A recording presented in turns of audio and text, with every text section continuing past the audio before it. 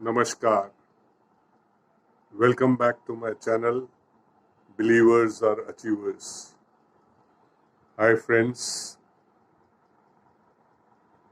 आज हम बात करते हैं एक सब्जेक्ट के बारे में जो है कि patience. How to keep patience. And patience is a must. तो पेशेंस हम सबको रखना चाहिए और इसमें हम सब लोगों को बहुत शांति मिलती है. श्रद्धा,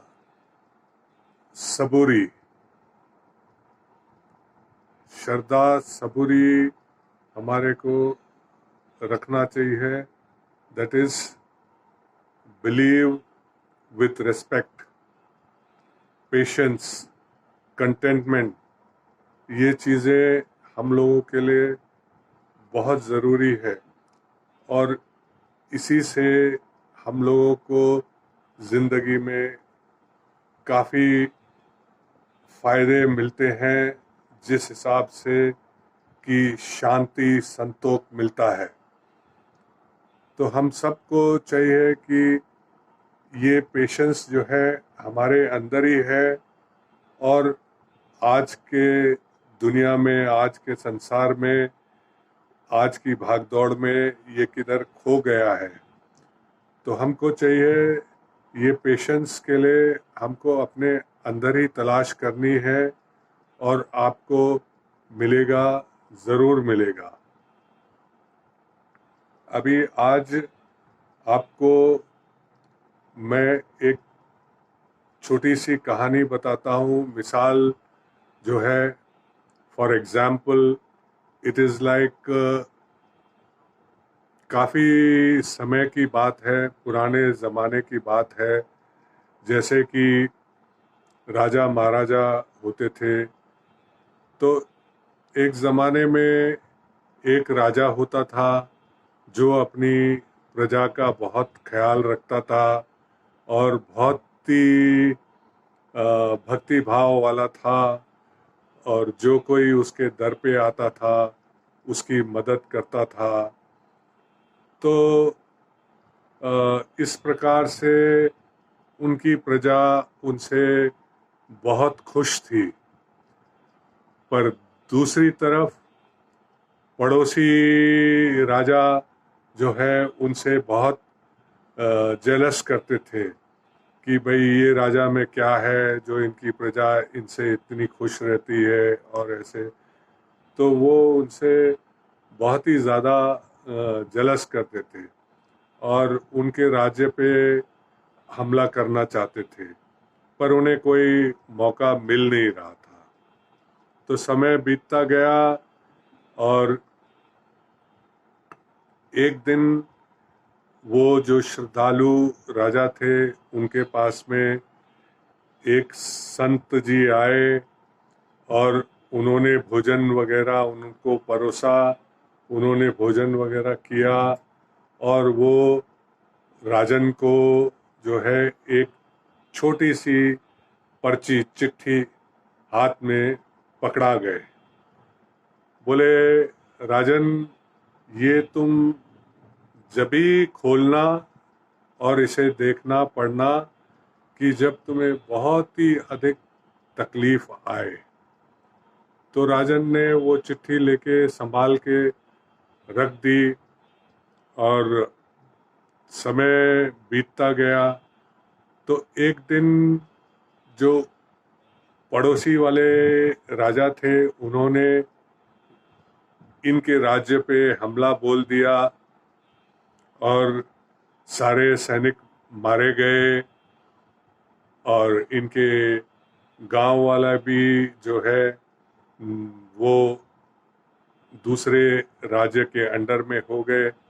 और जैसे ही ये हमला हुआ, सैनिक वगैरह मारे गए, तो ये राजा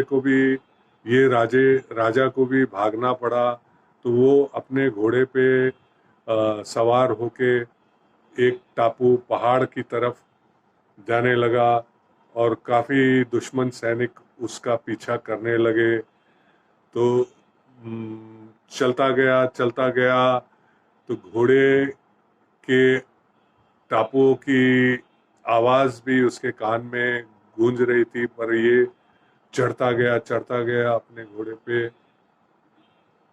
और काफ़ी ऊपर पहाड़ पे चढ़ गया। तो एक जगह ये राजा को मौका मिला, ये अपने घोड़े से कूद गया और वहाँ पे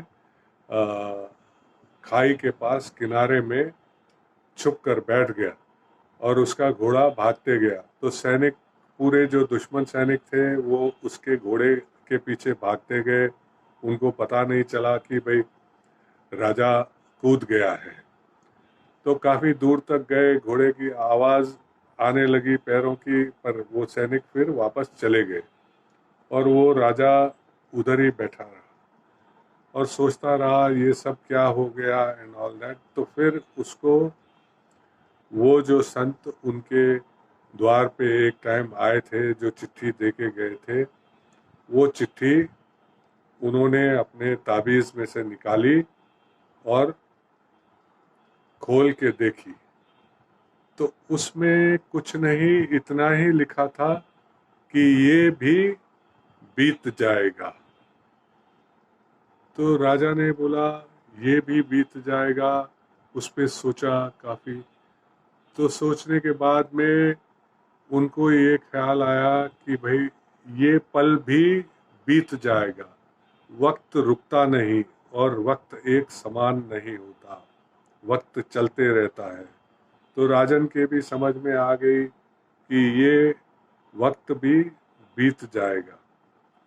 तो राजन वहीं पहाड़ पे रहने लगा और उसके गांव वाले जो है उसकी राजा की मदद करने लगे धीरे धीरे, छुपके। और राजा ने फिर वही गांव वालों को ऊपर ट्रेनिंग दी और अपनी सेना फिर से बनाई और अपने राज्य पे जिसने कब्जा किया था उसे मार भगाया और फिर राजा को अपना राजपाट वापस से मिल गया और वो राजा उसी तरह जो है श्रद्धालु बन के अपनी प्रजा की सेवा करते रहा और सब्र और शांति के साथ वापस से रहने लगा। तो कहने का भाव ये है कि पेशेंस, सबूरी, शांति बहुत ज़रूरी है।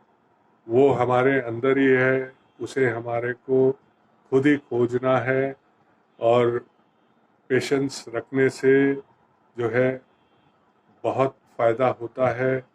So this is the message for everybody now.